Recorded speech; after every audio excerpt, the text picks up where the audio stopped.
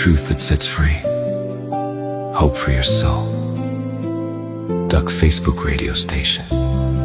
Sharing faith, worship, and truth. You are tuned in to Duck Facebook radio station.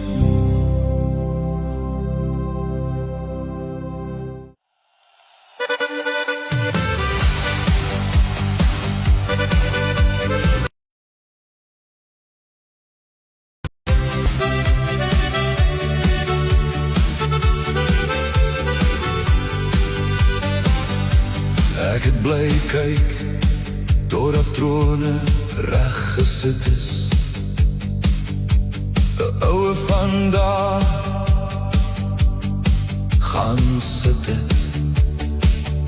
Sy kleed was wit soos sneeu, sy hare soos skoon wol. 'n Stroom van vuur het voor hom uitgegaan. Miljoene het hom gedien. Sy troon was vier vlamme, die wiele daar van 'n brandende vuur. 'n Stroom van vuur het gevloei en voor hom uitgegaan. 1000 maal, duisende het hom gedien. En 10.000 maal 10.000e het voor hom gestaan. Die gereg het gaan sit en die boeke is geopen. Sy troon was vier vlamme, die wiele daar van 'n brandende vuur. Die seun is voor hom gebring, sy heerskappy bevestig. Almal het hom geëer, sy koningskap sal nie verbygaan nie. Sy troon was vier vlamme, die wiele daar van 'n brandende vuur. Die gereg het gaan sit en die boeke is geopen. Keer terug na die ou paaie, die regte weg om te loop. Voor sonde ingekom het, die weg van rus en vrede. Die pad van die oue vandaar en sy seun, die verheerlikte.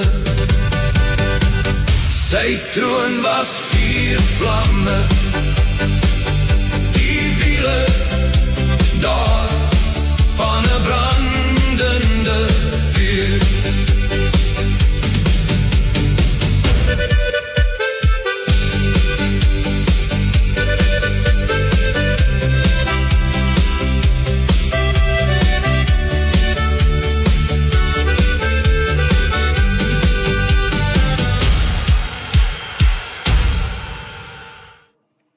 Prys die Here van die leerskare. Wat 'n kragtige herinnering wie God die Vader en sy seun Jesus Christus is.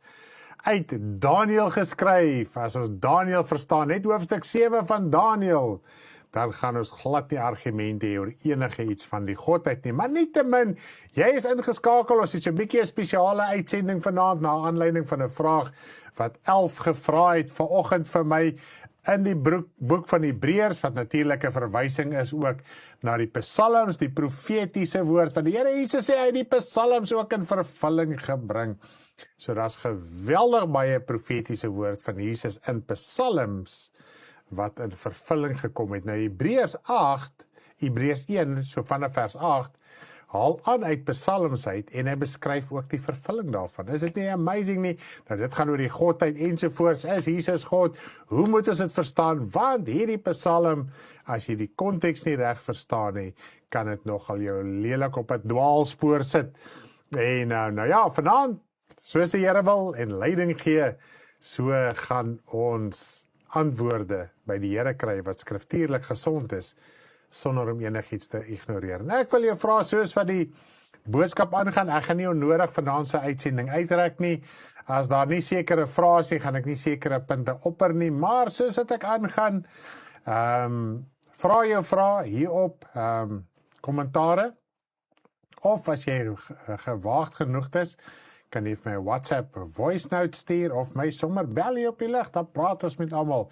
So as jy wel 'n kwessie het, asseblief praat met my, gesels met my, dat ons vanaand raaisels kan oplos, knope kan losmaak, en mens doen dit deur die wysheid van God se Gees, wat in ons elkeen is. Die Gees van die Here is nie net in my nie, dis in jou en in my wat wel weergebore is. So asseblief, Karen het nou net die nommer daar op die skerm gesit. Karen is my vrou, my liefie vrou, sy is so oulik, sy kyk so mooi na my, sy is 'n geweldige groot hulp vir my. En asseblief, as jy die waagmoed het en daar is 'n saak en jy wil dit net eers so 'n bietjie gesels en jy voel hy vingertjies gaan nie daai kommentaar maak nie, geef my daar so 'n lekker WhatsApp call of 'n gewone call, op my nommer is op die skerm, en dan kan ons die saak uitklaar en bespreek vanaand. Maar nietemin, voordat ons aangaan, kom ons bid saam. Vader, ek wil U loof en prys en vir U baie dankie sê vir die geleentheid wat ons weer eens het om die woord van U te kan verkondig, sodat die kinders van U geloof sekerheid kan kry, dat sondaars gered kan word, Vader, en dat ons U kan verheerlik deur die bediening van die woord van waarheid. Ek wil bid, Vader, ek is so afhanklik van U, dat U my sal lei vanaand, dat die woord wat ek bedien, Here my God, tot eer en verheerliking van U sal wees, dat U my sal lei deur U Gees, deur die woord van waarheid. Vader, ek wil vir my broer Etienne in Amerika bid, terwyl hy nog in die hospitaal is, en 'n ernstige situasie is in die hospitaal, Vader. Ons kry maar so boodskappe via iemand, Vader, en ons weet nie presies wat is die probleem nie, maar ons weet hy is nog in hospitaal en dit is maar 'n kommerwekkende saak. En ons vra dat U asseblief uit die hemel sal antwoord en ook my broer sal oprig, Vader. En dat hy, Here, 'n getuiedraer vir die koninkryk kan wees, nog meer effektief as ooit van tevore.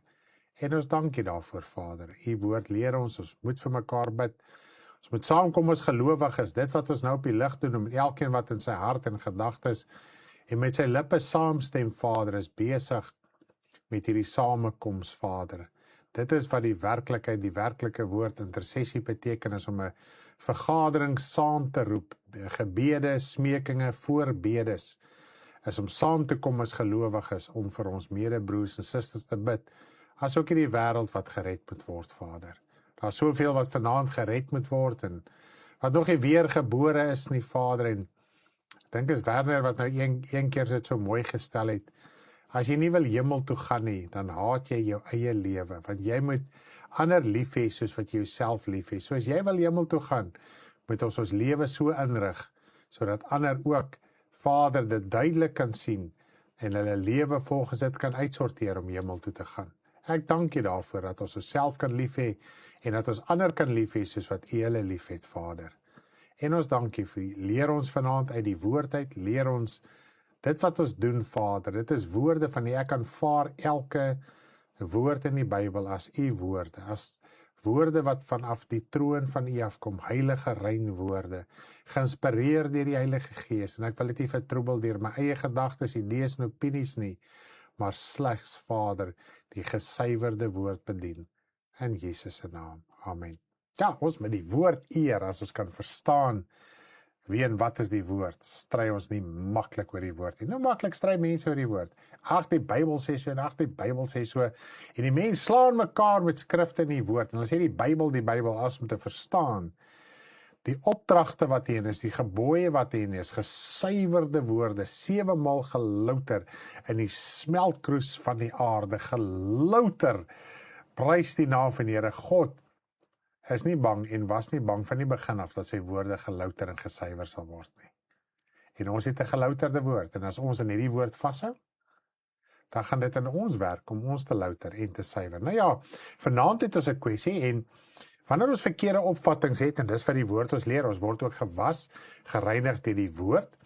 So, as jy 'n versekerde opvatting het, en jy lees 'n sekere saak in die woord, wat kom ons sê teenstrydig is met jou opvatting tot op daardie punt, en jy is bereid om jou hart oop te maak in 'n goeie en 'n edele hart, en jy neem dit aan, dan reinig die woord jou van jou verkeerde oortuiging, sodat jou liggaam, jou siel, gereinig kan word. En natuurlik, elke saak wat opgelos word, of dit nou 'n lering is, of sonde, of doktrine, of oortuiging is, maak nie saak wat dit is nie, dan skei jy jouself verder, of dan word jy verder geskei van die duisternis en die kwaad en die ongeregtigheid in jou word weggewas. So loof die naam van die Here, ek hoop ons kan dit so verstaan. Dit is hoe kragtig die woord is. Maar nou sê die woord vir ons, vir die persoon wat verlore gaan, is die woord absolute dwaasheid.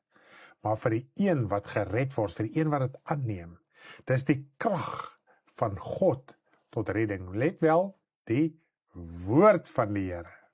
Niks anders nie, nie opinies nie, nie stemme nie, nie ervarings nie, suiwer die woord. Goed, kom ons spring weg, Hebreërs 1. Nou, ek gaan lees van vers 7 af om bietjie konteks te bou. Kom maar, ek gaan net gaan kyk, waar gaan ek in Engeland, binne Engeland? Ok, ek gaan lees van vers 7, die hele gedeelte gaan oor die Here Jesus Christus, 'n profetiese psalm oor die Here Jesus Christus, wat hier herhaal en uitgepleis en duidelik gemaak word.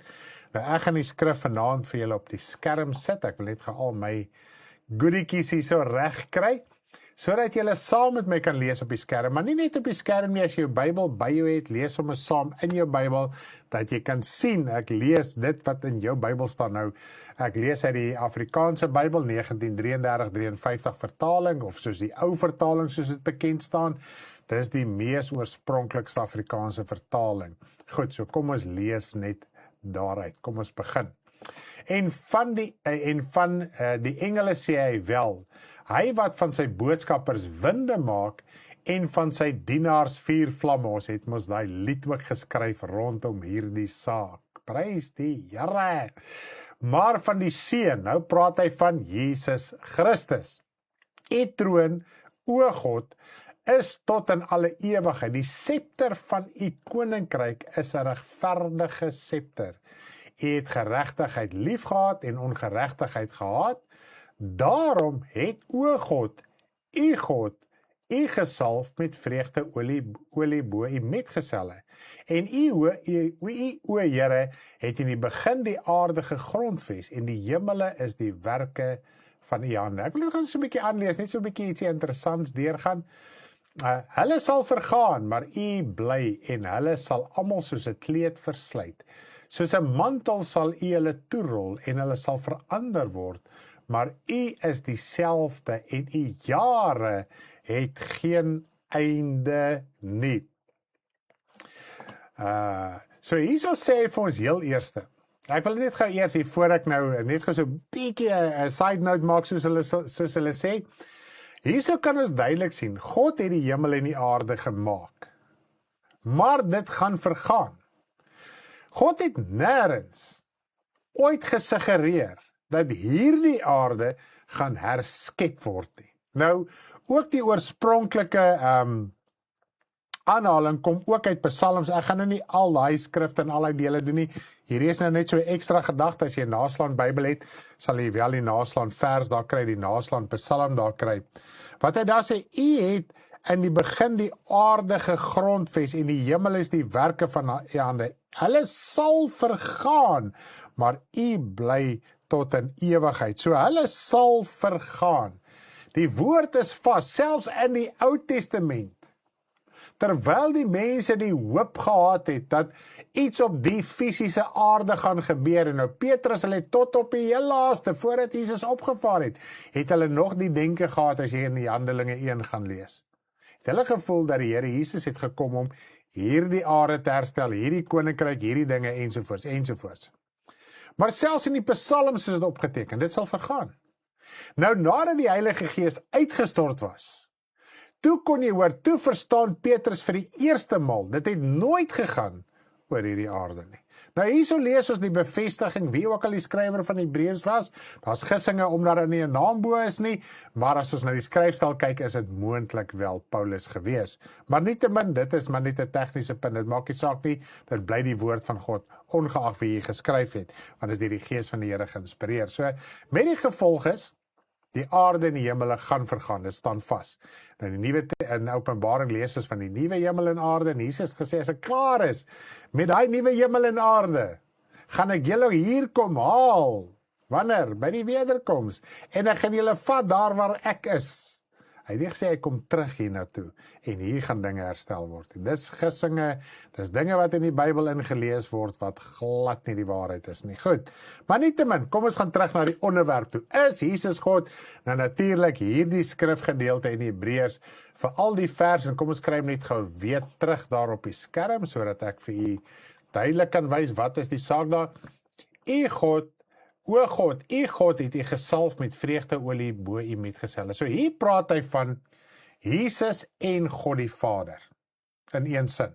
Nou kom ons lees net gou, terwille van die gesprek, die verwysende skrif wel in Psalms. So kom ons spring gou terug daar na die boek van Psalms toe, om te kyk waar is hierdie gedeelte. Nou het ek sal my nie glo nie, maar ek het nou my Psalms hier verloor. So kom ons kyk net gou, as 1 vers 9, kom ons nou gaan net gou daarso, ek het hom nou hier so reg, ek dink ek het die verkeerde Psalm hier afgeskryf, maar nietemin, kom ons loer gou. As my vrou my dalk net daar 'n bietjie kan uithelp. Ja, van hierdie ene. Ek het hom, jammer, ja, Psalm 45, kom ons lees gou daar, ek wil hom net gou vir julle ook op die skerm kry, dat ons kan sien, hoekom jy 'n Ou Testament het, sodat jy 'n verwysingsraamwerk het, in die sin van, dat ons kan verstaan, dinge val nie net uit die nuutheid nie, en dit wat die skrywers in die Nuwe Testament geskryf het nie uit die lug uit verval nie, hulle het 'n verwysingsraamwerk gehad, en natuurlik het hulle die vervulling daarvan verstaan. So dit is Psalm 45 vers 7 en 8, kom ons lees gou daarso. U troon, o God, is vir ewig en altyd. Die scepter van die koninkryk is 'n regverdige skepter. U het geregtigheid lief en haat goddeloosheid. Daarom het, o God, u gesalf met vreugdeolie bo u metgeselle. Daarom het, o God, u gesalf met vreugde bo u metgeselle. Ek wonder of ek hierdie skrif reg lees. As ek hom nou weer lees. Kom ons kyk gou of ons hom reg lees. Ek wil hom gou weer lees. Daarom het, o God, u God,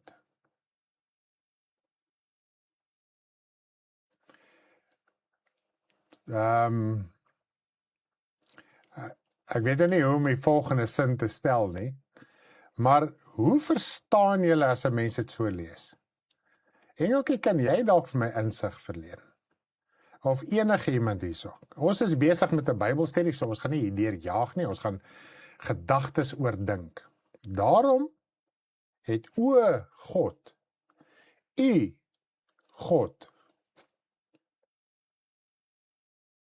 So is die God waarvan hy daar praat, die een Jesus, en die ander een God, want dit is die bewering, dit is die oortuiging, hoe 'n mens dit lees. En ek het weer deur 'n hele paar skrifte vandag gegaan, wat verkeerd gelees word rondom die saak, is Jesus God. En as jy dit reg lees, met die leestekens wat daar ingeskryf is, dan maak dit reg sin in konteks. Goed. Nou, voor ek dit verder beantwoord, wil ek gou vir iets prakties demonstreer. Alright. Nou, ons weet, daar is 2 leerstellings rondom die Godheid. Basies 2 hoofleerstellings, hulle splinter ook nou so 'n bietjie af, presies wat is die detail van elkeen, maar nietemin daar's basies 2 hoofleerstellings rondom die Godheid. Die een word die 3-eenheid genoem, en die meerderheid wat nou na my sal luister, sê ja, ek glo in die 3-eenheid. Okay? Nommer 1 wil ek sê, en dit is waar die 3-eenheid pak slaag kry, is omdat die woord 3-eenheid glad in die Bybel staan nie. Jy kry dit nêrens in die Bybel nie. Daar's redes hoekom mense sê dit word 'n drie-eenheid genoem. God self het nie 'n God nie.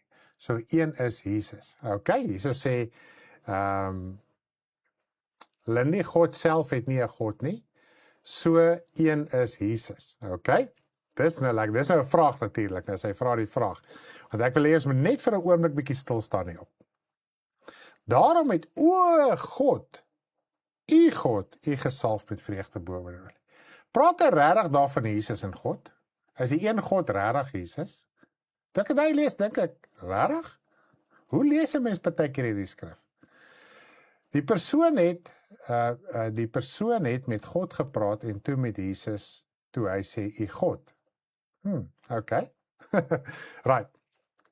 Ek gaan toelaat dat jy kommentare leer. Nou, omdat ons 'n verwarring het, en omdat die drie-eenheid heeltemal verkeerd verduidelik word en verstaan word, en die woord kom nie voor in die Bybel nie, kry die persoon wat eintlik soort van die Godheid reg verstaan, pak sla en dit veroorsaak geweldig verwarring. Nou, ek gaan sê iets op die skerm bring. Daar's ons. Waar's my bord? Goed, hulle sien my bord.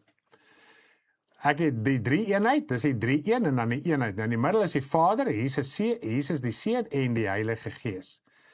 Nou, alles sentreer rondom wie is Jesus God of is Jesus nie God nie? Wat sê my vrou? Dink jy ek en jy lees dieselfde? Ja, Hy het nie een keer al van Jesus gepraat nie. nee, hy sê daarom het o God, u gesalf. Yes. Daarom het o God, U God, u gesalf. u God, So hy het met Jesus gepraat. Yes. Hoor gou baie mooi. Prys die naam van die Here. Lees gou weer hy sin. Ek gaan nou weer vir die bord opbring. Vir sê waar kom die verwarring in. O God. So hy het gesê, ga daarom met o God, u God. Nie o Jesus, u God nie. O God. Dit is u God. Dit is u wat hom gesalf het. Dis u wat hom gesalf het. Yes.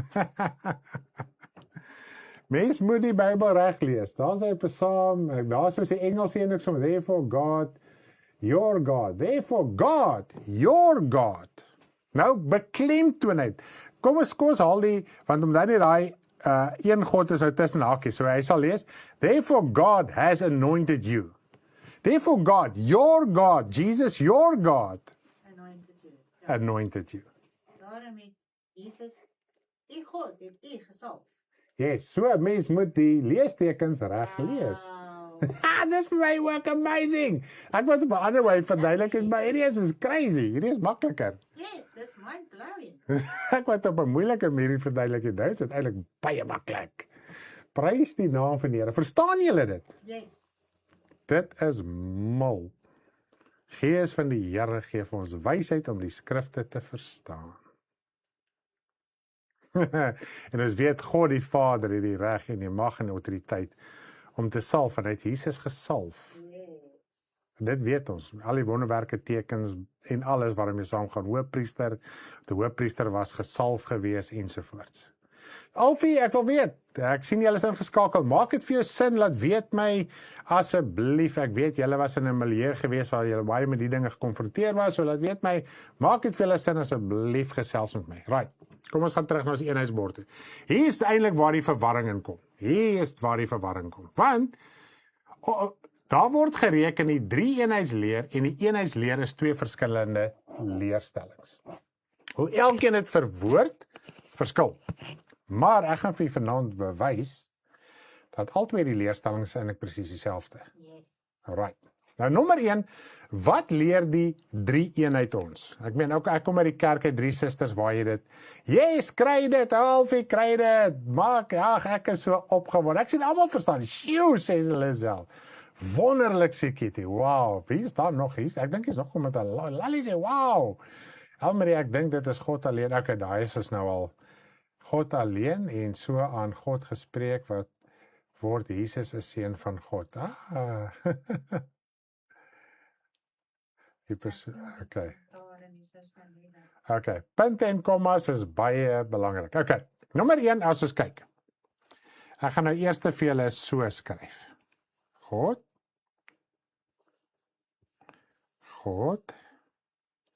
en God. OK. So kyk vir my eerste, ek gaan eers die 3 eenheidsleerstelling se oortuiging skryf. Right. Die 3 eenheid sê, God die Vader, God die Seun, dit is natuurlik Jesus Christus, en God die Heilige Gees. Het julle al ooit daarvan gehoor? Laat weet my gaan die kommentare, die wat kerklik groot geword het, val in tradisionele kerke, hierdie begrip is wel bekend. Het julle dit so, sê net vir my, sharp, yes, no, het julle dit so, dat ek net kan verder praat, want ek wil nie onnodige dinge praat as iets nie sin maak nie.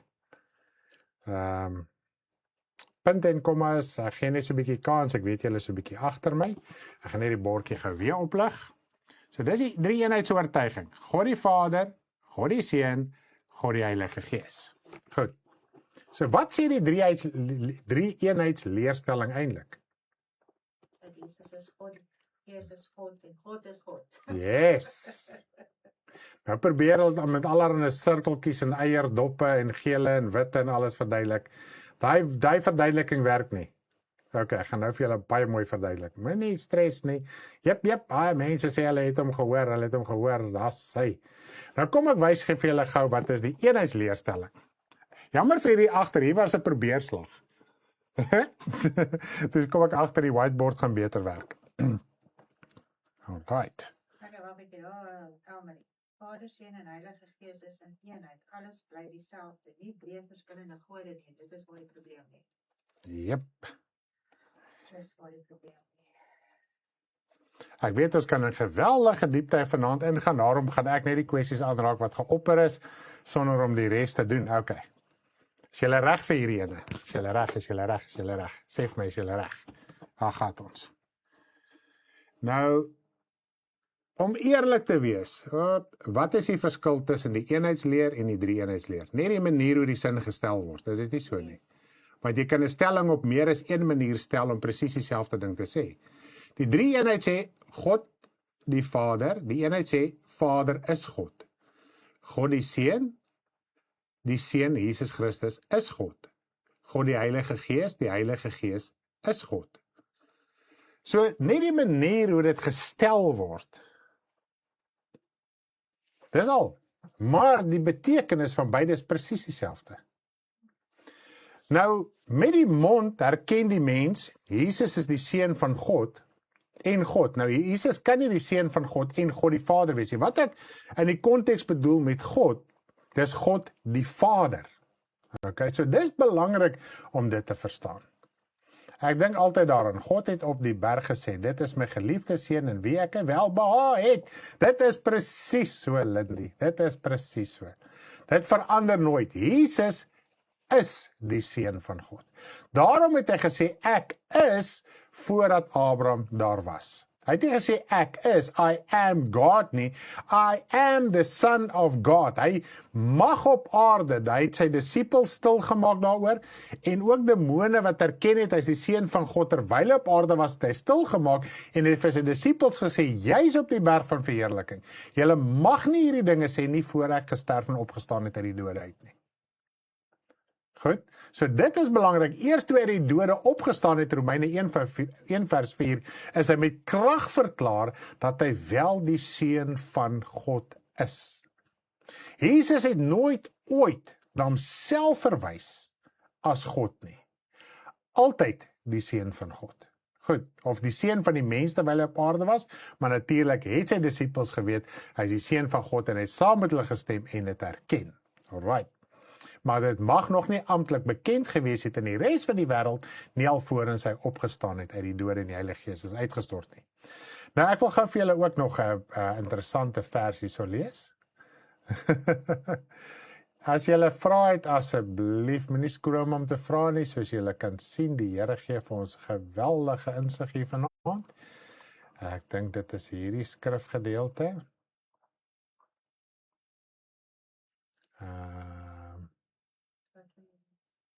Die ene wat hy sê, die Vader is groter as ek.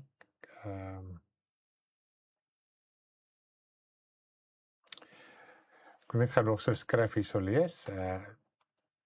Ding ding. Ons soek gou skrif hier so op. Want toe Jesus opgestaan het uit die dode, ek het hom nou net gehad. Waar is hy?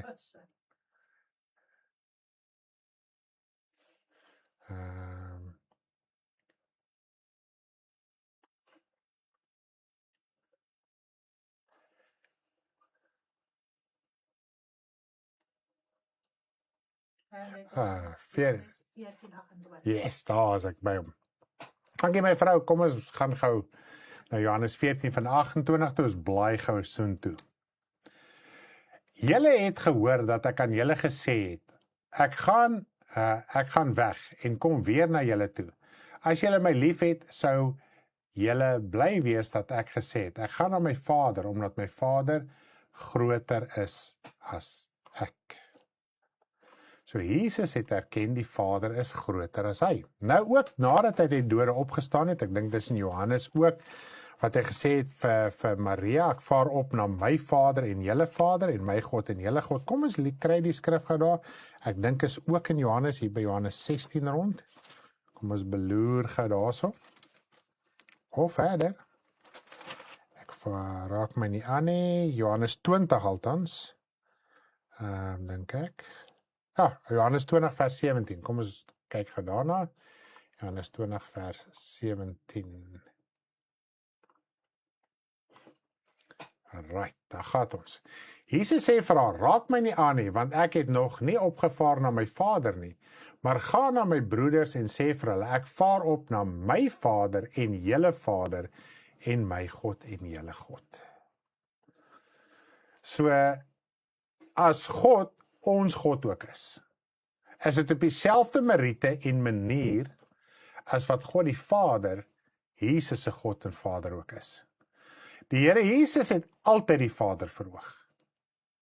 Hy het nooit eer vir homself gevat nie. Hy is bewus, ek glo van die skrifte wat hy sê, alles wat ek doen, het ek by die Vader geleer, alles wat ek spreek, het ek by die Vader geleer, ensovoorts. So loof die naam van die Here, wat 'n amazing gedagte rondom dit, en ek glo dit maak vir u wel sin. Is daar enige ander vraag, want ek wil nie onnodig vanaand uittrek, of kwessies opper wat nie nodig is om te bespreek op die stadium nie. So laat weet vir my, is daar nog ietsie wat julle graag wil weet rondom die saak van die Godheid? Asseblief praat met my. Jesus het ook gesê, die woorde wat ek met julle spreek is nie my eie woorde nie, maar my Vader sin, sê Werner ook. Lindy, ek dink altyd daar ook, ek het Lindy sinne gelees, almal. Die 3 gode. Alright. Nou, Jesus is die seun van God. Dit moet ons verstaan. En die woord leer vir ons ook, ek wil net geweet terug gaan hier na Hebreërs toe, of het dit ons al gelees? Ek het soveel skrifte in my gedagtes, ek weet nie of ons dit klaar gelees het nie. Vers 6. Hebreërs 1, kom ons lees, ek gaan Hebreërs 1 vanaf vers 1 tot 6 ook lees. Kom ons lees gou daarso. Hebreërs, waar is ons nou by Hebreërs op die computer? 1 van vers 1 tot 6, kom ons kry. So amazing, so lekker to understand it so much better. En ek kan vir jy sê, as jy die Godheid in die hart vas kan maak en sekerheid hê, gaan jy baie gesag en sekerheid in die evangelie hê. Omdat ons die Godheid nie werklik skriftuurlik verstaan nie, maar gis ook maar en raai ook maar, dan is daar baie fasette van ons geestelike lewe waar daar onsekerheid wel is. Want hierdie is 'n geweldige belangrike saak. Ons dink nie dit is belangrik nie, dit is jou fondasie van jou Christelike geloof. Maar kom ons lees. Nadat God baie keer en op baie maniere in die oudheid gespreek het tot die vaders deur die profete, het hy in hierdie laaste tyd tot ons gespreek deur die Seun, wat hy as erfgenaam van alles aangestel het, deur wie hy ook die wêreld gemaak het. Nou daar's baie skrifte wat dit bevestig, dat God het alles gemaak deur Jesus en hy is aangestel oor alles. Hy wat die afskynsel is van die heerlikheid en die afdruksels van sy wese en alle dinge dra deur die woord van sy krag, nadat hy deur homself die reiniging van ons sondes bewerk het gaan sit aan die regterhand van die majesteit in die hoogte. So Jesus Christus het duidelik gesê, hy het op een plek gesê, as julle my gesien het, het julle die Vader gesien. Het hy geïnsinueer hy is God? Nee. Hy het die wil van die Vader so na die letter toe en van harte uitgeleef, sodat ons kan verstaan wie is die Vader. Hy is vol barmhartigheid, vergifnis, genade ensovoorts. En hoe het hulle met Jesus gepraat en was hulle gemaklik met hom? So dit is wat Jesus kom oordra, dis wie die Vader is. Dis die verhouding wat hy met ons wil hê. En in die gemaklikheid was daar altyd respek en vrees ook op aarde terwyl Jesus op aarde was. Nou kom ons gaan voort. Terwyl hy soveel uitnemender is, geword het as die engele, na mate hy voortreffelike naam geërf het as hulle. Want aan wie van die engele het hy ooit gesê, U is my seun? So God het gesê, Jesus, ja?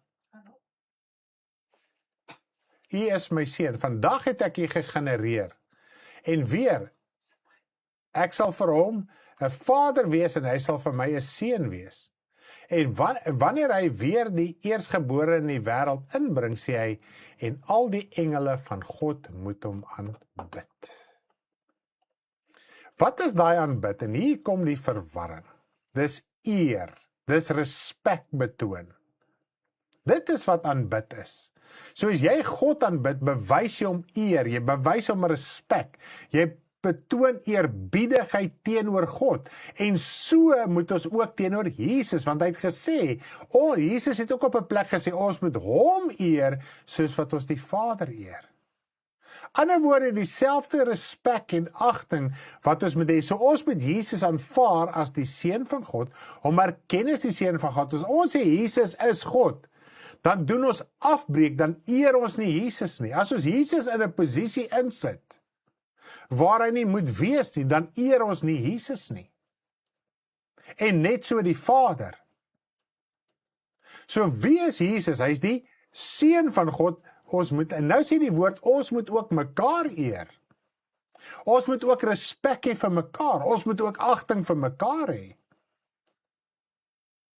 En dit is waar die verwarring in kom. Maar Jesus, as God gesê het, die engele moet hom aanbid, sal dit so wees. Maar hy is nie onder geen omstandighede 'n plaasvervanger van God die Vader en hoër as God die Vader nie. As jy die Here Jesus aanneem, jy erken hom as die seun van God en alles waarvoor hy staan as die seun van God, middelaar ensovoorts, dan eer jy hom, jy aanbid hom, jy het respek teenoor hom, jy erken hom vir wie hy is, hoe God hom aangestel het.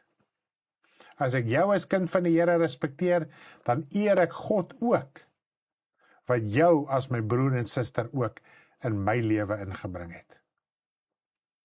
So dit is hoe eenvoudig dit is maklik, dis wat hy sê, hy sy verborgenhede maak hy aan sy kinders bekend. Selfs in Johannes praat hy daarvan. En nou praat hy ook in konteks van die Vader. Vader, ek het u aan hulle bekend gemaak, aan die kinders, hulle wat in eenvoud van hart is. So as ons nie werklik waar ons hart oopmaak om te verstaan die eenvoud en die maklikheid en die waarheid van die Godheid nie, dan beteken daar's 'n opstand in ons en daar's nie 'n sagmoedige, nederige onderworpenheid nie. Maak dit vir u sin? Nou net een ander skrif, wat net so direk by hierdie ene inval. Dit kan dalk 'n kwessie of 'n vraag wees, as jy dit wel gaan lees, dis Timoteus. My vrou het dit nou wel vroeër vir ons gelees, vir ons hier gelees, toe sy voorberei het. 1 Timoteus 3, ek dink is 1 Timoteus 3 vers 16, ja, 1 Timoteus 3 vers 16, kom ons lees gou daar. 1 Timoteus 3 vers 16, ek gaan nie lang wees, as jy nog vrae is, gaan ek met hierdie gedagtes afsluit. Lyk my niemand wil afsluit nie. Sê jy?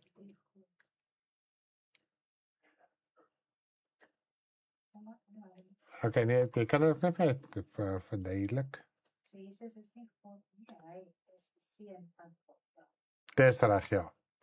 So ons kan nie Jesus aanbid as 'n God nie.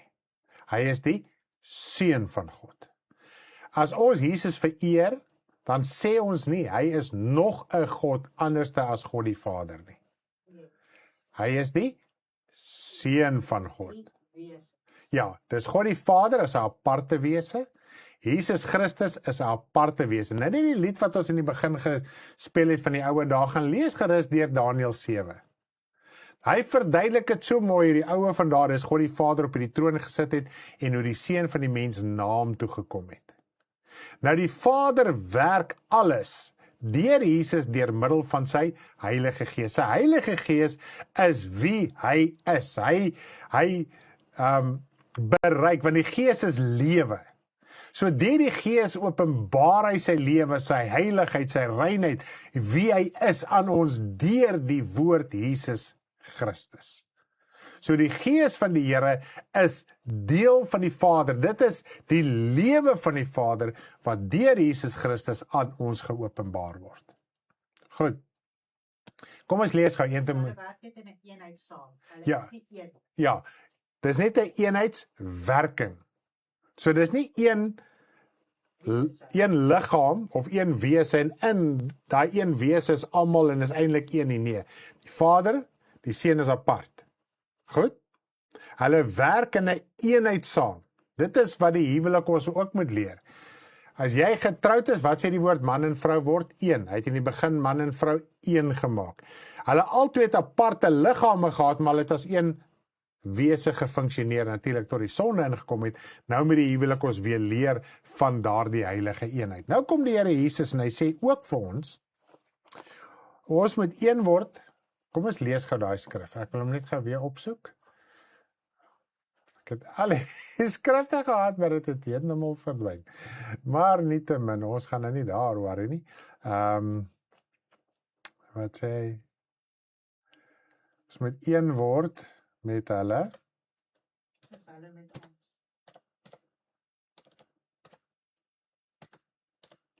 Kom ons loer gou na die skrif. Dan kan ek hom vinnig kry. Ja, lig wel nou, sodat hulle een kan wees. Dit is Johannes 17, die gebed. Johannes 17. Kom ons spring gou Johannes 17 toe. Geniet julle vanaand se Bybelstudie? So 'n bietjie ietsie ekstra. Dis lekker, né? So 'n bietjie informeel. Kom ons lees gou hierso. Dis die gebed van die Here Jesus Christus. En ook as jy die gebed van die Here Jesus Christus gaan deurlees, gaan jy omtrent die volle waarheid van die eenheid van die Vader en die Seun ook verstaan en ons ook. Hy sê Johannes 17, ek gaan lees vanaf vers 20, kom ons kry dit ook net daar op die skerm.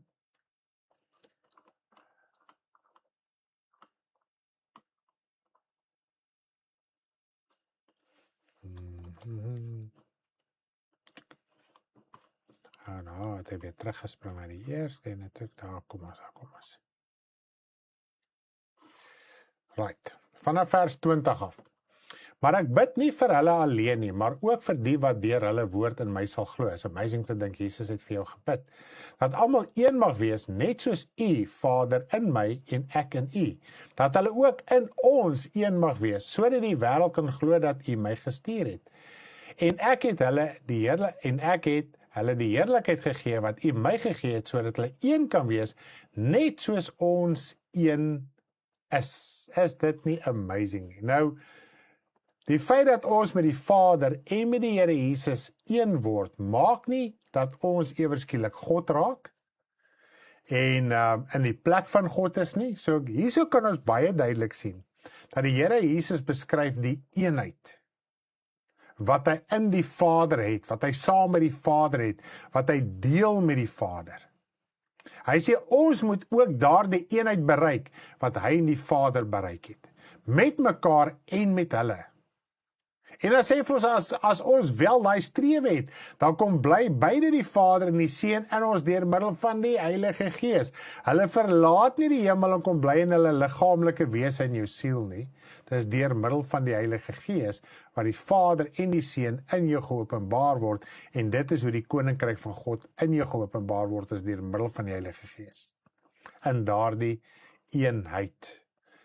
Het ek dit reg verduidelik? Is daar nog ietsie wat ons moet Ja, verduidelik? so ons moet net verstaan dat dit is 'n valse doktrine wat verkondig dat as jy in die drie glo apart, die drie gode is waar jy glo.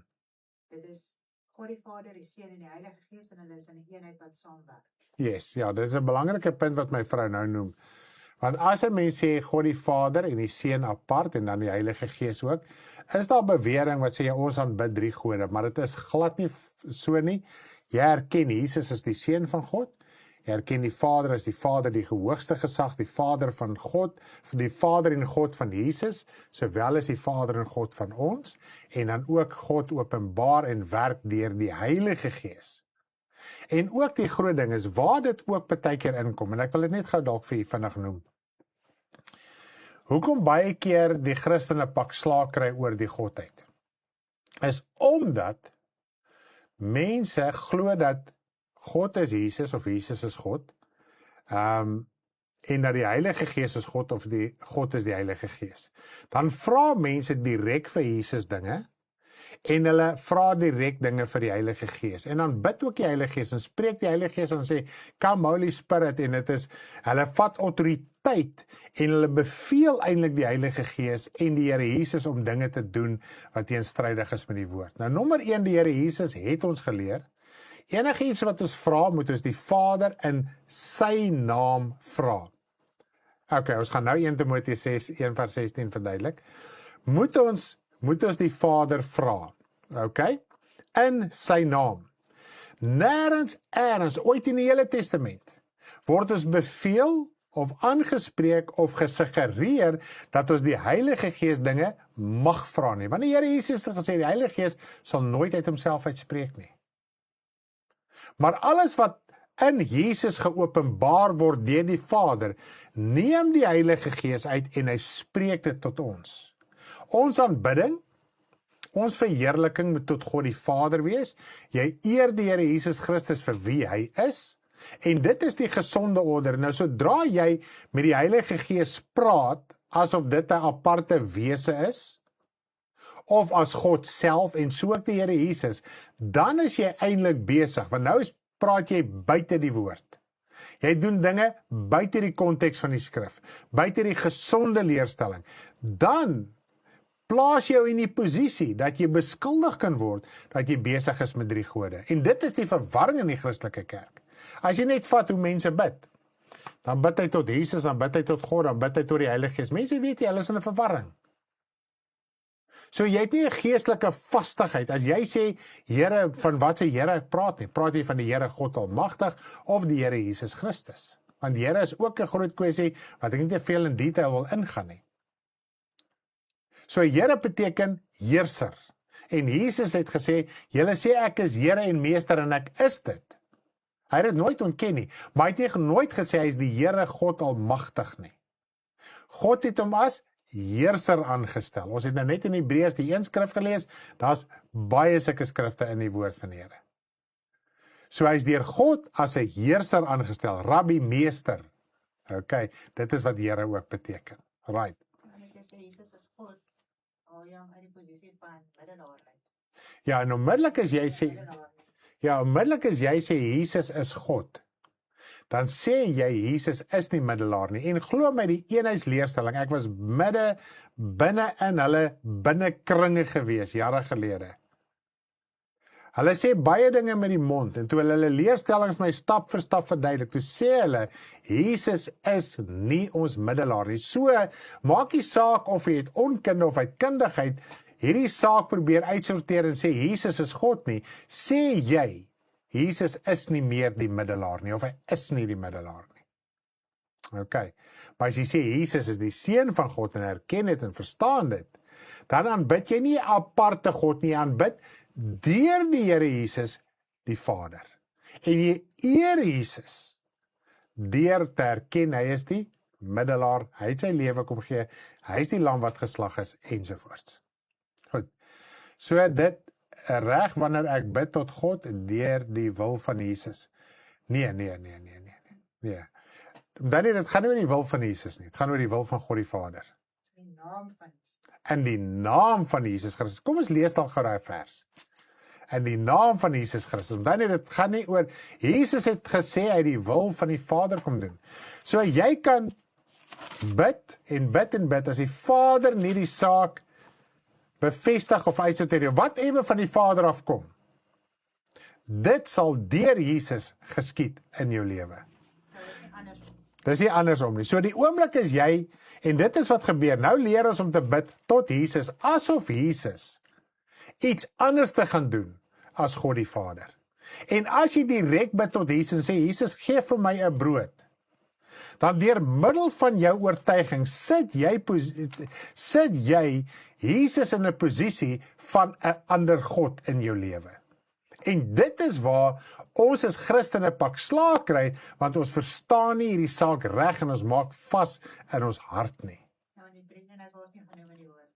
En die drie-eenheid word glad nie in die Bybel genoem nie. Okay? Net om vir julle, die Vader, die Seun en die Heilige Gees werk in 'n volmaakte, perfekte eenheid saam, volgens die wil van God die Vader. Nie volgens die wil van Jesus, of volgens die wil van die Heilige Gees, want hulle beoefen slegs die wil van die Vader uit. As jy jou sonde bely, 1 Johannes 1 vers 9 en 1 Johannes 2, as jy sonde het, moet jy dit teenoor die Vader bely, deur Jesus Christus. Nie teenoor Jesus bely, teenoor die Heilige Gees bely nie, teenoor die Vader bely. Goed, so ek dink ons kan vanaand verstaan, dat ons as kinders van die Here sit ons self in 'n posisie, dat daar gespot met ons word, en gesê word, ons is besig met 3 verskillende gode. Okay, ek dink u kan dit verstaan. Kom ons lees gou in 1 Johannes 16. Ag, nie 1 Johannes nie, Johannes 16. Ek kan net gou vinnig loer van wat se vers af. Okay, vanaf vers 23 gaan ons lees, tot so vers 27. Johannes 16 vanaf vers 23 tot 27. Ag, dit is so lekker, terwyl die onderwerpe opkom, kan ons lekker gesels. In daardie dag sal julle my niks vra nie, voorwaar ek sê vir julle, alles wat julle die Vader, kyk gaan mooi, daar wil ek op die verkeerde skerm, die Vader sal vra in my naam, memorize hierdie skrifgedeelte, dit gaan jou geestelike lewe en gesag verander, sal hy julle gee. So, jy met die Vader in die naam van Jesus vra, dan sal jy ontvang. Kom ons gaan voort. So as jy disver vir die Here Jesus gevra het of die Heilige Gees, ek dink kan jy verstaan waarom dinge nie gebeur het soos dit moes gebeur het nie. Vers 24, tot nou het julle niks in my naam gevra nie. Bid en julle sal ontvang, sodat julle blydskap volkome kan wees. En hier sê Jesus, tot dusver het julle niks in my naam gevra nie, dan nie terwyl hulle Jesus op aarde was, het hulle alles hom direk gevra. Goed. Hierdie dinge het ek deur gelykenis tot julle gespreek, maar daar kom 'n uur wanneer ek nie meer deur gelykenisse tot julle sal spreek nie, maar julle openlik van die Vader vertel. In daardie dag, dit is nou wanneer die Here Jesus weg is, wanneer hy nie meer op die aarde sou wees nie. In daardie dag sal julle in my naam bid. In my naam bid. Ek sê nie vir julle, en hierdie is verskriklik belangrik, ek sê nie vir julle, dat ek aangaande julle sal vra nie. Goed, so om in die naam van Jesus te bid, beteken dit nie, jy vra die Here Jesus en die Here Jesus gaan namens jou na die Vader toe nie, dis wat die woord beteken. Want die Vader self het julle lief, omdat julle my lief gehad het en geglo het dat ek van die Vader uitgegaan het.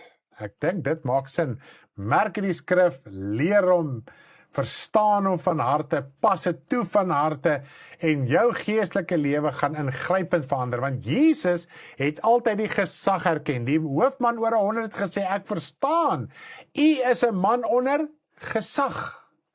Ek is ook 'n man onder gesag. Nou verstaan ek dat u is ook 'n man onder gesag. U kom nie uit uit u eie autoriteit nie, maar omdat u die gesag van die Vader gehoorsaam is, die gesag wat bo u is, kan die gesag uitoefen, en daarom glo ek uit daai standpunt uit, ek dink dit was my diensknegt kan lees. En die Here Jesus sê, ek het nog nooit so groot geloof in hele Israel gevind nie. So as ons nie glo dat Jesus die Seun van God is nie, Vader is groter as die Seun van God, aparte wesens nie, het ons nie geloof nie.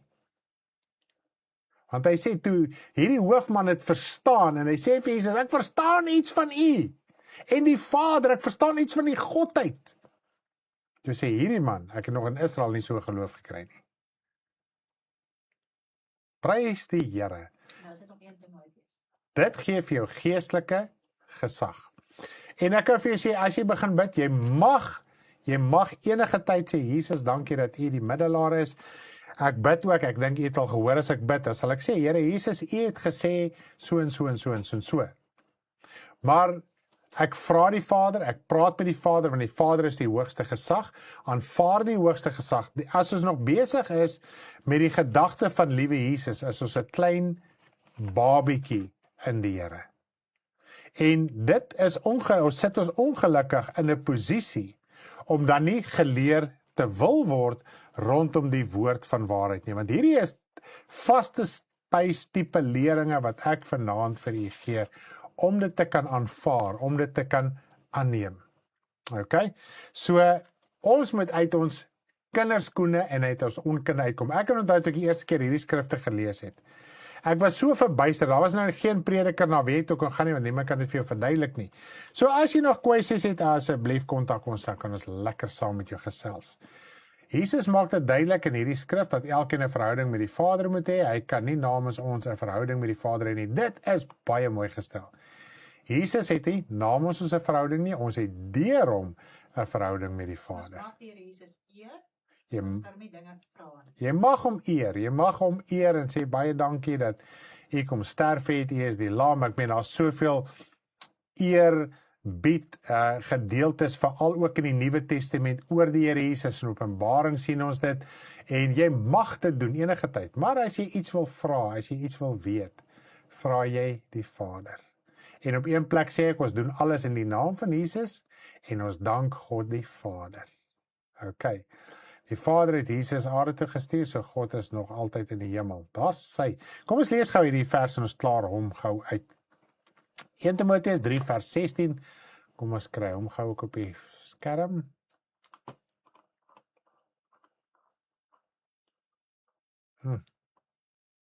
Die woord is soet in die mond.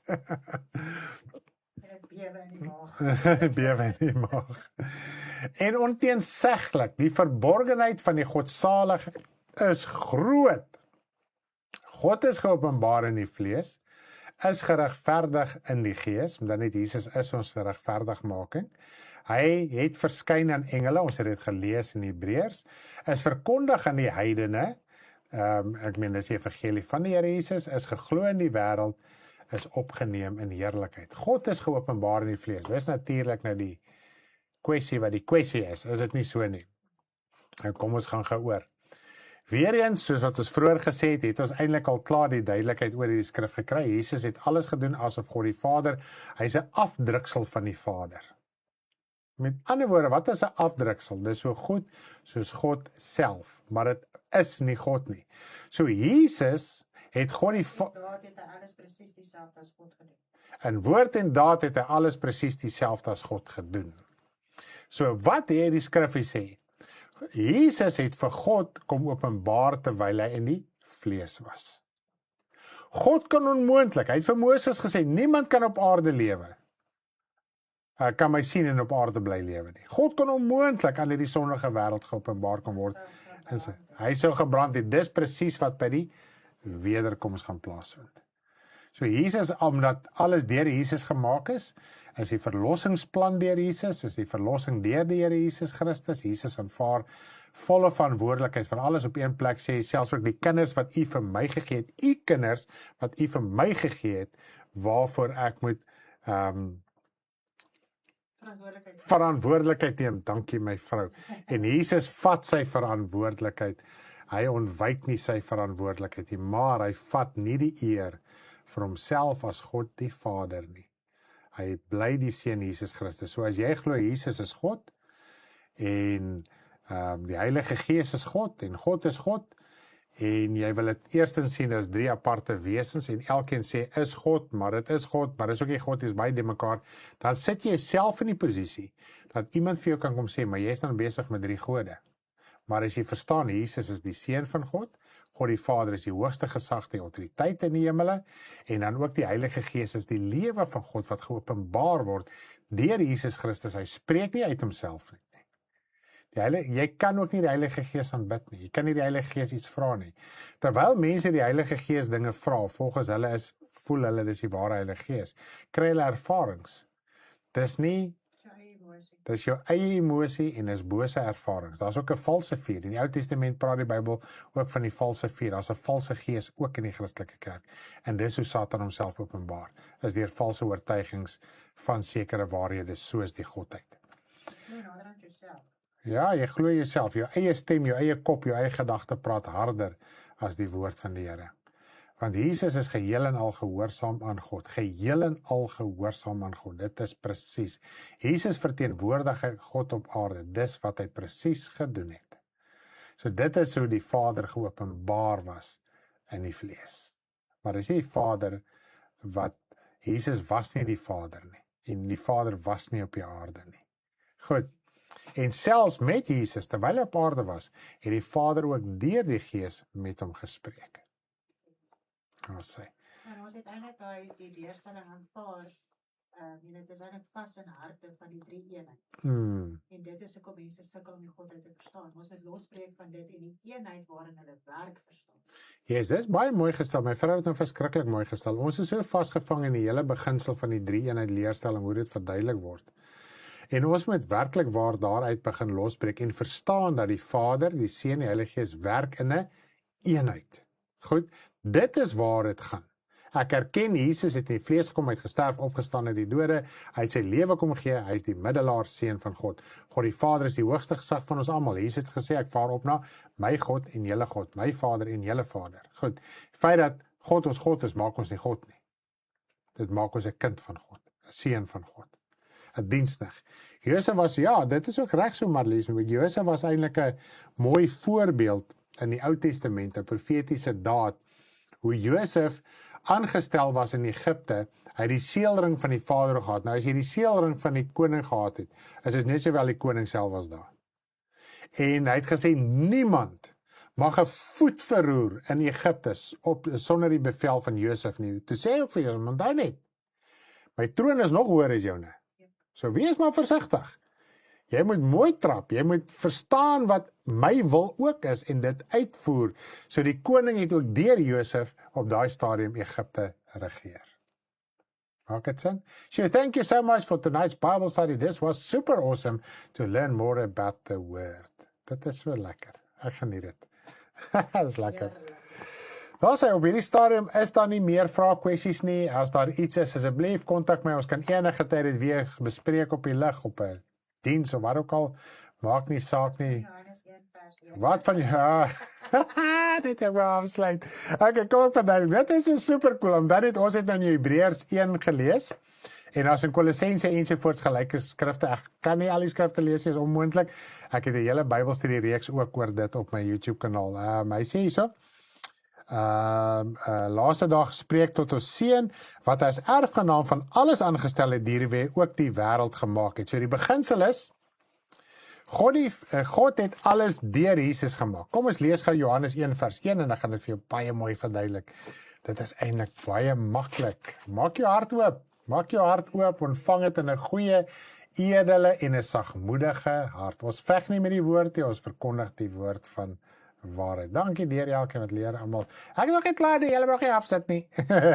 Kom ons lees gou Johannes 1 van vers 1 af. Ek gaan net so aanlees. Ek gaan kyk tot waar ek moet lees.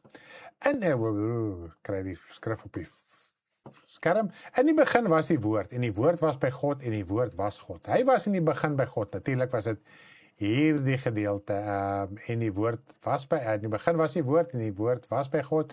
Hy was in die begin. Alle dinge het deur hom ontstaan, en sonder hom het nie een ding ontstaan wat ontstaan het nie. Goed, so hier kyk ons.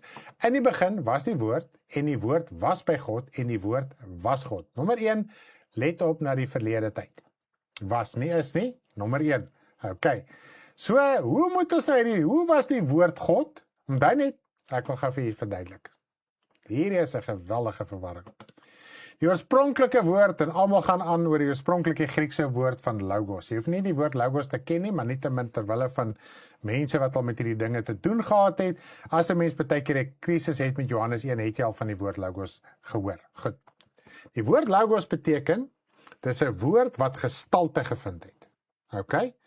So as ek nou iets dink in my gedagtes, ek wil dit tot uitvoer bring. Die oomblik as my gedagtes, dit wat in my wese is, dit tot 'n fisiese sigbare iets tot uitvoer bring, dan is dit logos. Dis die most basic beskrywing wat ek vir julle kan gee rondom logos op hierdie stadium.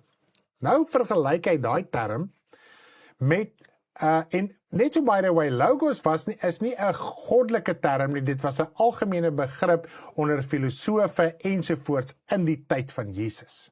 So wat Johannes hier gedoen het, hy het 'n woord gebruik wat bekend was aan hulle, dat hulle iets kan verstaan, dat hy vir hulle kon verduidelik wie Jesus was.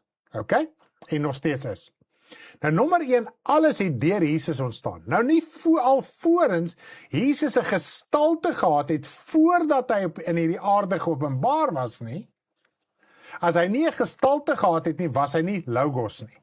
Nou die woord logos, al wat Johannes hier wil sê, hy wil dit benadruk dat Jesus het bestaan. Anders sou hy nie logos gewees het wat in die vlees geopenbaar was nie. En is baie duidelik, alle dinge het deur hom ontstaan en sonder hom het nie een ding ontstaan wat ontstaan het nie. So die logos het al reeds in die hemele bestaan voordat enige iets gemaak was. So God het ergens in sy ewigheid besluit hy wil die woord na vore bring. Toe bring hy Jesus na vore. Dit was eers die woord en toe Jesus sy eie liggaam en gestalte gekry het, toe sy logos. So Jesus was al klaar in die hemele voordat hy in die aarde geopenbaar word, was logos. Okay. Dink ons het hom. Right. Nou sê vir ons, en die woord was God. Nou hoe moet ons dit verstaan? Nie hy is God nie. Hierdie is uiters belangrik om te verstaan. Okay. Kom ek verduidelik vir jou op 'n baie praktiese vlak. Ek het 'n fisiese seun, hè? Regtig in die vleeslike lewe het ek 'n regtige seun. Okay. Nou terwyl my seun nog, nou het ek en my vrou getroud en nou wil ons kinders hê. Goed, die eerste kind was 'n meisiekind en die tweede een was 'n seun. So beide van hulle was eers ek gewees. Want om nou die saad kom uit die man uit die manlike figuur uit. Die geslag. So altoe my kinders was eers ek. Hoekom? Want hulle was die saad binne in my. Hulle was die begeerte binne in my om 'n kind te wil hê. Maar die oomblik toe hulle gebore is. Nou ons sien nou dit eers mos nou fisies die kind gebore is. Ons weet die kind ontwikkel nou in die baarmoeder, maar toe daai kind al klaar daai liggaampie in die baarmoeder kry en hy's gebore. Toe sien ek, hier is nou my dogter en hierdie is nou my seun wie ek was, maar nou is hulle eie mens. Hulle eie liggaam. Dis hoekom hy sê, Jesus was God, want hy was 'n gedagte in God. As ons die wêreldse terme kan gebruik, hy was 'n begeerte in God. God wou 'n seun na vore bring. En 'n gedagte, dit is wat die woord ook sê, selfs sonde, dis soos 'n saad. Daai saad ontwikkel, hy begin te groei en uiteindelik kan hy gestalte vind. Nou nie, sê weer? Dan baar hy. So op 'n stadium moet daardie woord, as jy daai gedagte, as jy hom voed, gaan op 'n stadium baar. Hy gaan op 'n stadium jy gaan op 'n stadium sien wat binne in daai persoon was. Die begeerte, die drang of wat ook al. God het hom net geskep, want dis nie soos ons wat 'n seun voortbring. Ja, want God het net Jesus geskep. Hy het die engele ook net geskep. Daar was nie 'n gemeenskap wat plaasgevind het soos wat ons op die aarde ken nie. So die hele idee van Jesus wat 'n vrou het, en ek weet daar sulke lasterlike leerstellings, ek weet dit is daar, dit bestaan glad nie. Okay. God die Vader het Jesus voortgebring deur sy wil, deur sy woord, deur wat hy wou gedoen. Hoe hy dit gedoen het, weet ons glad nie, ons sal dit op aarde ook nie verstaan nie, so moenie my vra nie, ek weet nie, dit is so, ek aanvaar dit so, my hart is oop daarvoor. Sjoe, voorbeeld maak dit baie duidelik. Prys die Here. Oh, wow, hoe ongelooflik mooi gestel. Sal dit nooit vergeet nie. Dis hoekom hy sê hy was God. Hy is nie. As hy gesê het hy is God, was dit 'n ander prentjie. Okay, dis so lekker. Die woord is amazing. As jy die eenvoud van die een verstaan, dan maak die volgende ene sin, die volgende volgende. So gaan dit aan. Die woord is nie so complicated nie. Ek het al hierdie goed vir kinders verduidelik, en verstaan hulle dit. Absolutely amazing, explain. Die Here is so wys. Karen sê altyd, die Here is so slim. Die Here is slim, hy is wys. En as ons hart vir sy wysheid oopmaak, en 'n edele en goeie hart, dan help hy ons, man. Ons mekaar nie gehelp op die kommentare vanaand. Liewe land, so mooi verstaanbaar. Ek dink, is ons nou klaar? Ek wil gaan weet, ek gaan nou net so 'n oombliekie gee. Ons ken nou ten dele is presies so Elmarie, ons ken nou ten dele, mooi so verstaanbaar sê Werner, absoluut, daai het ek almal gelees, mooi verduidelik sê Lali hulle ook, en Rwaida en Lani, en Lindy, hier so baie huls vanaand. Die woord het vlees geword en onder ons gewoon, ons het sy heerlikheid aanskou, heerlikheid soos van menig gebore was, wat Vader kom vol van genade en waarheid. Daar sê, en die, by wat versie jy nou? 14, ek moes lees gaan 14. Kom ons kry sommer op die skerm so ter afsluiting, maar net so interessante. Hy sê, die woord het vlees geword en onder ons gewoon, en ons het sy heerlikheid aanskou, 'n heerlikheid soos van die enige gebore wat van die Vader kom, vol van genade en waarheid. Dis die woord nie meer God. Ja, toe Jesus sy gestalte in die ewigheid gekry het, toe is hy in hierdie vlees geopenbaar, ons het sy heerlikheid aanskou, die heerlikheid soos van 'n eersgeborene wat van die Vader kom. Nie die Vader het gekom nie, hy kom vanaf die Vader. Gelees ook Daniël 7, dis 'n mooi skrifgedeelte. Ek dink ek gaan weer afsluit met 'n lied van dit is praat so baie dinge. Prys die naam. Mens kry sommer respek en agting en ai. Ek dink ons is klaar. Ek wil net nog so 'n oombliekie gee. Kyk of julle almal okay is daarso. Ek dink is baie duidelik. Ek dink is die duidelikste godheid. Ja, die duidelikste godheid wat ek in my hele lewe nog verduidelik het. So dit wys in die woord moet ons almal ryp word. Die saad moet groei. Partykeer het ek 1000 verse gehad om een ding te verduidelik. Kom jy wys iets van die Here een woord. En ook in jou saak, net so soos dit terloops om jou aan te moedig.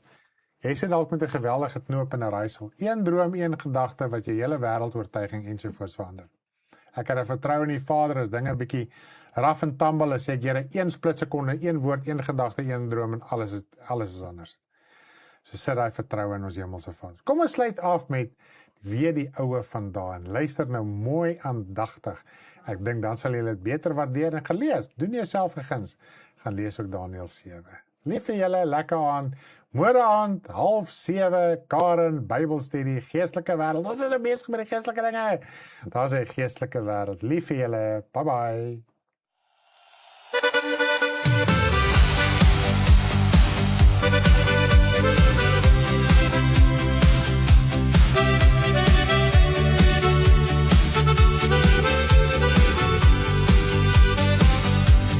Ek het bly kyk totdat trone reg gesit is.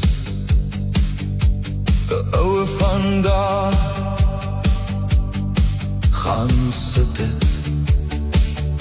Sy kleed was wit soos sneeu, sy hare soos skoon wol. 'n Stroom van vuur het voor hom uitgegaan. Miljoene het hom gedien. Sy troon was vier vlamme, die wiele daar van 'n brandende vuur. 'n Stroom van vuur het gevloei en voor hom uitgegaan, 1000 maal. Duisende het hom gedien en 10.000 maal 10.000e het voor hom gestaan. Die gereg het gaan sit en die boeke is geopen. Sy